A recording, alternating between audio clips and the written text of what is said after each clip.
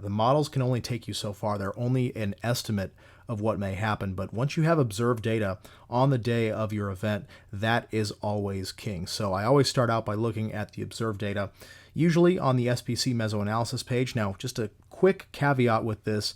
The SPC mesoanalysis data is technically not 100% observed data. It's about as close as you can get, but it is based off of the RAP model. So it's not 100% observed data, but it's very, very close. So you can use it as a good proxy for observed data, especially for upper air analysis, because you can get this SPC mesoanalysis data every hour, which is very, very helpful.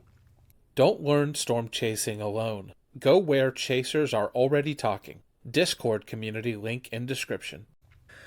So I like to look at the SPC mesoanalysis data starting at 500 millibars, going up then to 300 millibars, and then back down to 700, 850.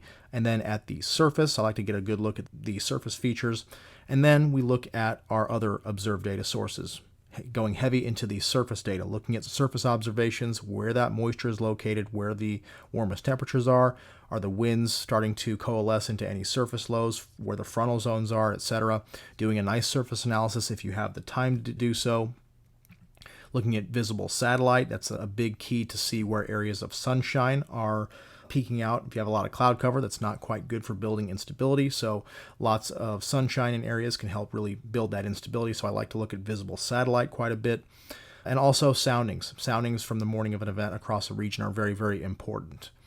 I also do like to look at our short-range models. I usually stop looking at our medium and long-range models by this point and really hone in on short-range models like the NAM. The NAM can at least give you a decent picture of how things will progress going into the next few hours.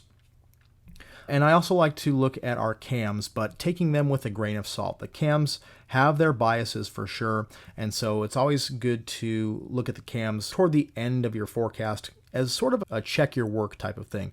Make a forecast using the observed data. You're trying to hone in on a target now, so make a specific target forecast and then use the convection allowing models to check your work. I like to use all of the convection allowing models, including the HER, the WRF ARW, the NSSL WRF, using them all as one instead of just looking at one particular model like just the HER.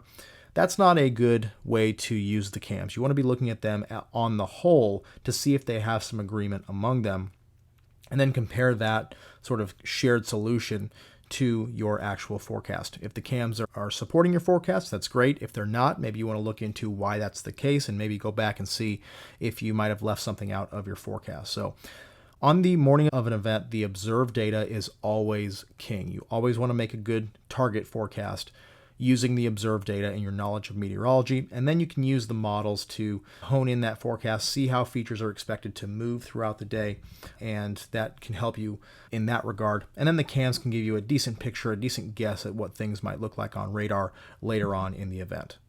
Remember to check out those links in the description below, and then watch another video.